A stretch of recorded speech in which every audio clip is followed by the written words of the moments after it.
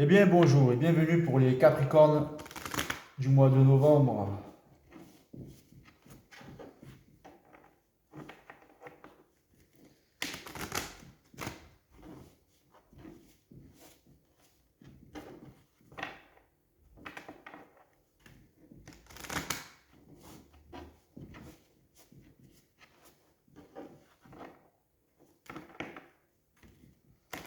Et je vais commencer le tirage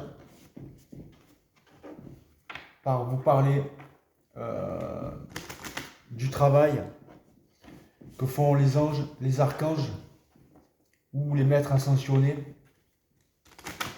sur nous les humains. Comment il faut les voir et comment il ne faut pas les voir, comment il ne faut plus les voir et comment il faut les comprendre et plus les percevoir. Je demande aux forces universelles de m'aider pour le tirage des Capricornes et je vous remercie. Donc, je vais vous donner un truc.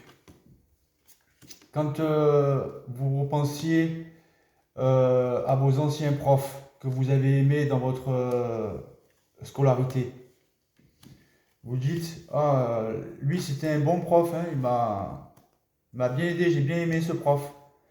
Mais vous savez le dire sans y être assujetti.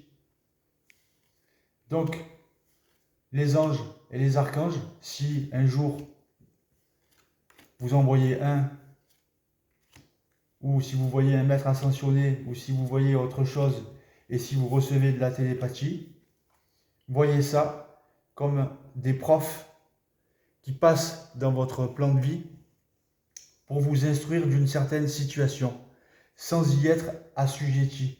Ne vous voyez pas en dessous de... Voyez les anges et les archanges comme des profs qui passent dans votre vie, et après, vous continuez votre vie. Vos profs, vous n'avez pas fait votre vie matérielle en pensant à vos profs que vous avez aimés toute votre vie. Vous vous en rappelez et ça reste là. Voilà, il faut faire pareil pour les anges et les archanges. Il faut les voir comme des profs, comme des mécaniciens du cosmos. Ils descendent.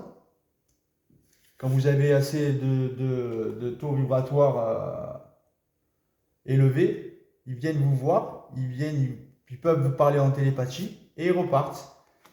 Il y a tellement de boulot sur la Terre que ne croyez pas que c'est votre ange gardien.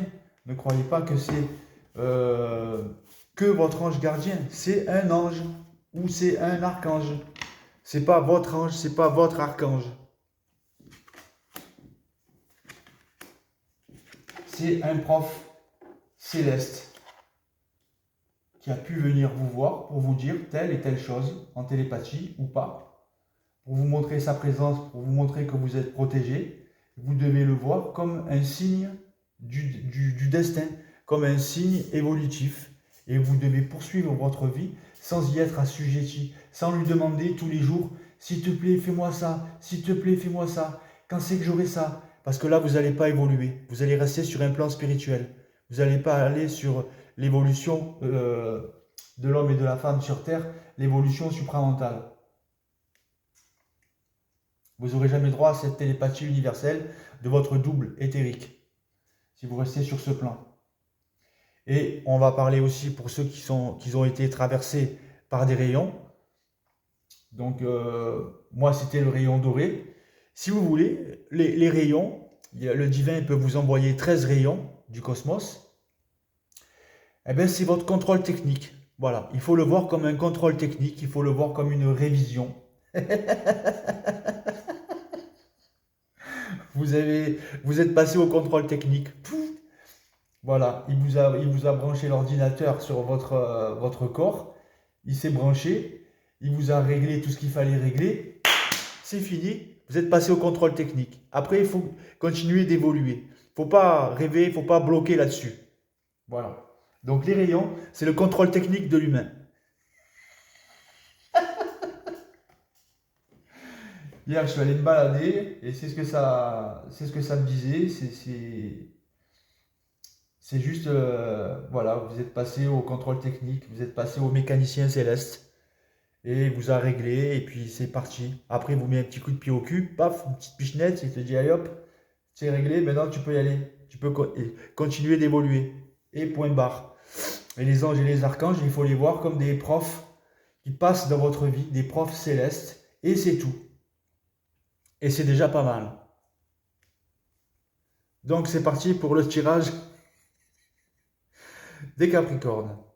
Les Capricornes, vous avez émis un projet, vous avez planté une graine et elle est en train de se développer. Vous allez réussir un projet que vous avez voulu faire, que vous voulez faire sur le plan matériel et peut-être aussi sur le plan psychique de votre être.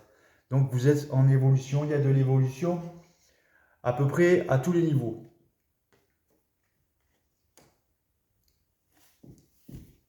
Donc vous vous posez la question si ça va réussir, si ça ne va pas réussir. Vous vous posez trop de questions. Vous êtes tiraillé entre votre moi subjectif et votre moi objectif. Vous êtes un peu tiraillé. Mais justement, vos guides, vos anges ou archanges, ils vous aident à recentrer votre centre de gravité. Ils vous aident, ils vous guérissent au niveau de vos vibrations. Si vous voulez, ils sont quand même venus vous aider pour vous transmettre quelque chose, une guérison, une compréhension de l'évolution. Sans y être assujetti, bien sûr, si vous voulez évoluer. Et pas rester sur un plan spirituel, et aller sur un plan plus évolutif au niveau du plan cosmique, au niveau de votre plan systémique. C'est ça la différence. Donc, vous avez votre subconscient, votre féminin sacré, qui vous transmettent des choses à travers vos rêves, d'accord? À travers vos rêves, vous avez une certaine guidance. N'oubliez pas que les rêves sont construits par des êtres qui ne viennent pas de notre planète, d'accord? Quand vous vous endormez dans votre écran, dans vos écrans mentaux, vous projetez des images, soit de votre passé, soit de votre futur, soit de ce que vous voulez. Les images que vous vous projetez dans vos écrans mentaux sont prises par ces êtres-là et ils construisent vos rêves en fonction de ce que vous vous êtes projeté avant de vous endormir. Donc les rêves, si vous voulez, ils sont fabriqués de toutes pièces. Donc vous avez beaucoup de force pour comprendre, pour évoluer. Vous avez compris que l'homme est une dimension et que l'ego c'est le pôle. Et donc vous êtes en train de polariser le positif plus que le négatif avec beaucoup de force, avec beaucoup de volonté, avec beaucoup d'intellect et d'amour inconditionnel. Vous allez pouvoir réussir votre projet que vous avez mis en place, que vous mettez en place.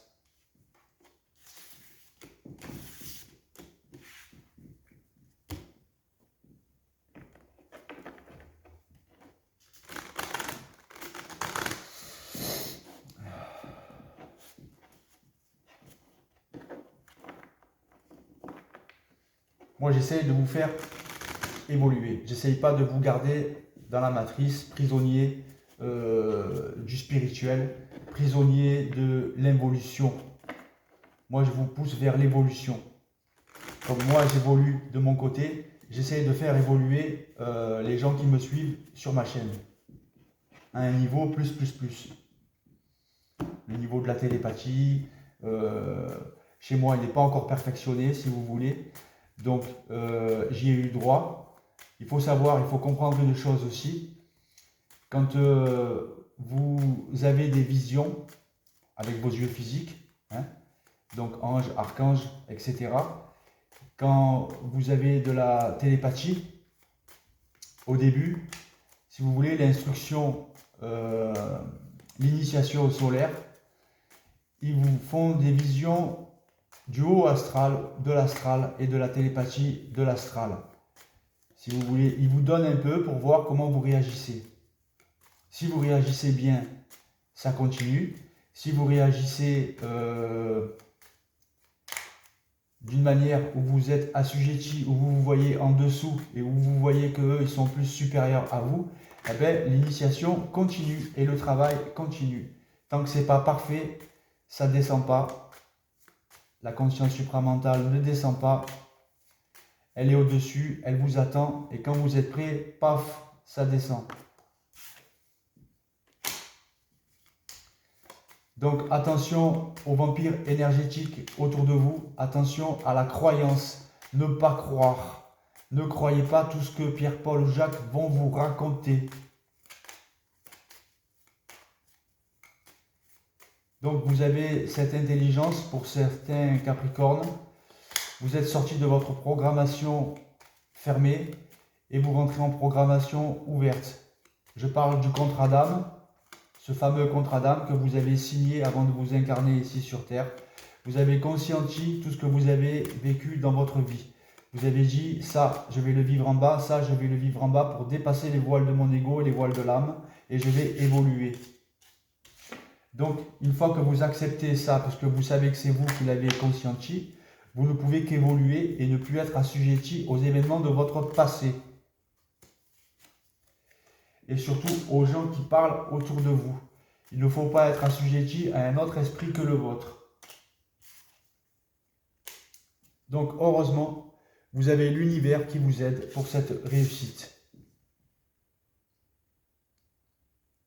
Il vous aide à dépasser votre passé.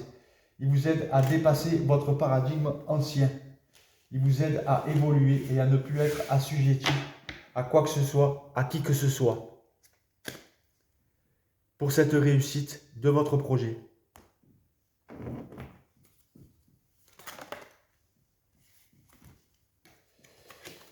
Alors c'est pour certains une renaissance. Et vous avez aussi la logique. Envisagez votre difficulté sous un nouvel angle irrationnel cette fois et la solution apparaîtra. Il faut que vous arrêtiez de vous poser des questions involutives. Voilà, il faut que vous arrêtiez d'être touché par votre ego subjectif. Il faut que vous transmutiez cet ego, mais vous êtes en train de le faire. Donc ça, c'est votre projet, la longue vue. Mettez le focus sur votre intuition pour une nouvelle vision de votre futur. Par vous-même, pour vous-même. La renaissance, c'est le moment de libérer votre joyau intérieur. De vous sentir bien une fois pour toutes. De savoir vous réinventer.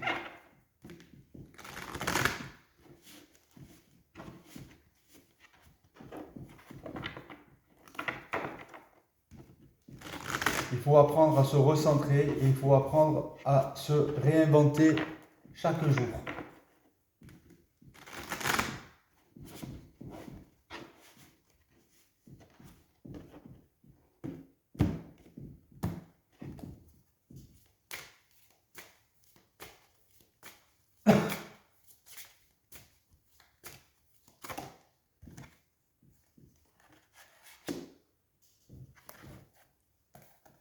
L'initiation par l'air.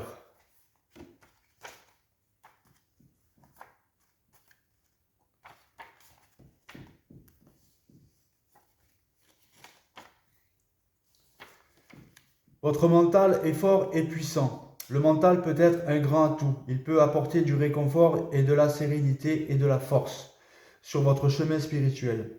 Il peut aussi être une force obscure et destructrice qui sape votre pouvoir, qui vous fait douter de votre propre cœur et vous emprisonne dans la peur. Tout ça, c'est l'astral, ça fait partie de l'étape de l'initiation de chaque humain.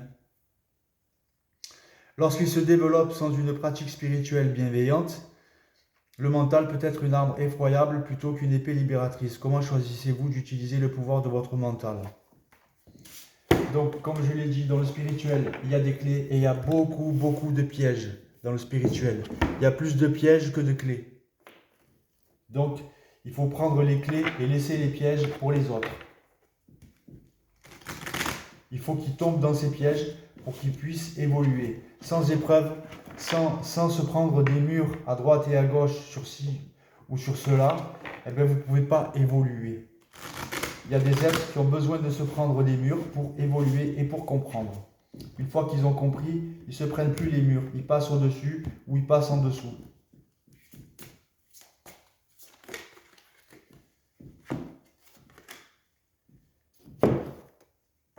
C'est la base de toute initiation, de toute façon. Faire des fautes pour plus les refaire.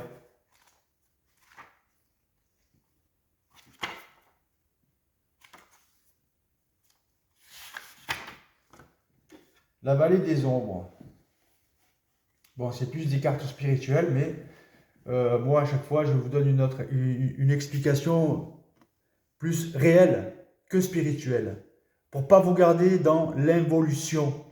Le spirituel, ça fait partie de l'involution si vous restez dedans.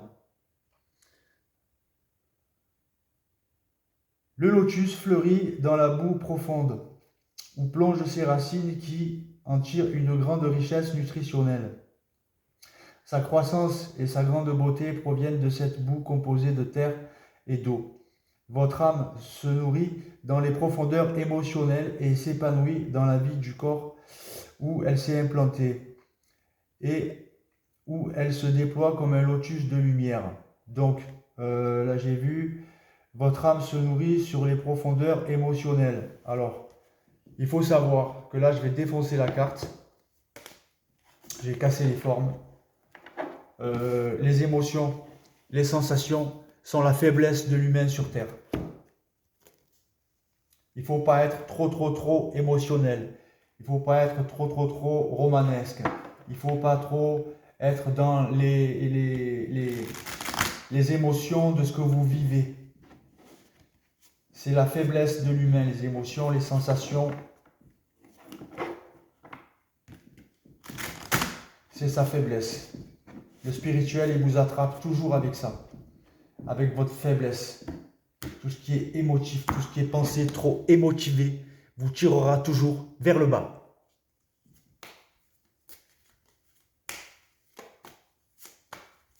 Et ne vous tirera pas vers le haut.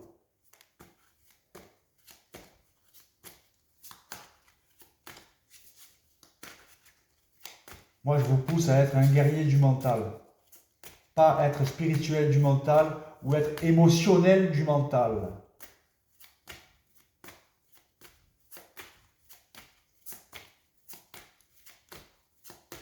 Sinon, vous allez vous faire avoir pendant des années et des années.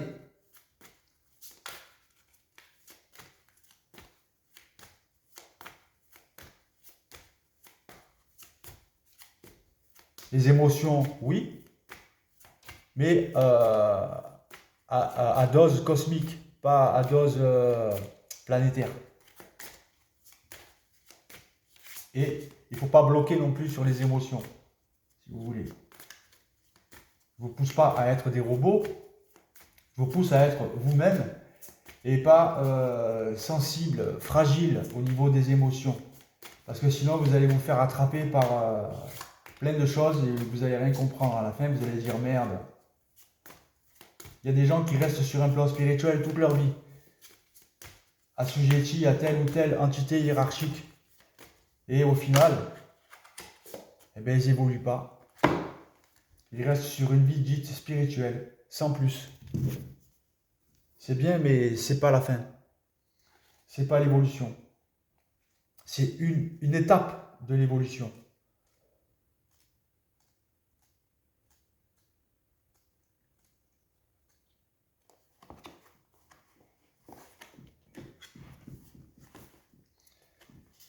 L'esclave danse sa liberté. Je triomphe de toute répression, de tout emprisonnement et de tout conflit, par un pouvoir plus puissant, celui de l'amour. Tu as parcouru un chemin qui ne sert plus du tout à ton bien supérieur. Voilà. Donc l'évolution, on passe à l'évolution. Que tu penses ou non l'avoir choisi, ou s'il semble s'être imposé de lui-même dans ta vie par des habitudes de comportement et des impulsions, je rappelle des impulsions de l'âme, le temps est venu pour toi d'en être libre. D'un simple geste, je vais te libérer de l'influence négative du combat, aussi tenace qu'il soit, ou de conditions de vie dévastatrices. Ne sois pas attaché à la guerre que tu as subie, mon guerrier sauvage et bien-aimé. Par ma grâce, c'est du passé. Tu n'es plus en esclavage. Le temps est venu pour toi d'avancer. La main de la grâce t'accorde un laissez-passer, et voici que s'ouvre à toi une nouvelle réalité faite de liberté. N'en ressens aucune culpabilité ni peur. Le temps est venu pour toi de danser en sortant de l'esclavage pour aller dans la liberté. D'autres se joindront à toi lorsque leur temps sera venu. Tu n'as plus besoin d'entrer dans des combats. Viens te joindre à ma danse joyeuse de liberté. Ça, c'est l'évolution, on va dire, une évolution parfaite. Voilà, c'est une évolution parfaite. Vous sortez de votre moi évolutif, vous sortez de votre passé et vous entrez dans la liberté de la réalité de votre être. Pas assujetti à quoi que ce soit, maître de votre esprit pour mieux contrôler vos sens, vos sensations et vos émotions et donc maître de la vie. Sur ce, n'oubliez pas mon livre De l'ombre à la lumière et si vous connaissez un producteur de cinéma, vous savez où me contacter. Tchuss et bonne évolution.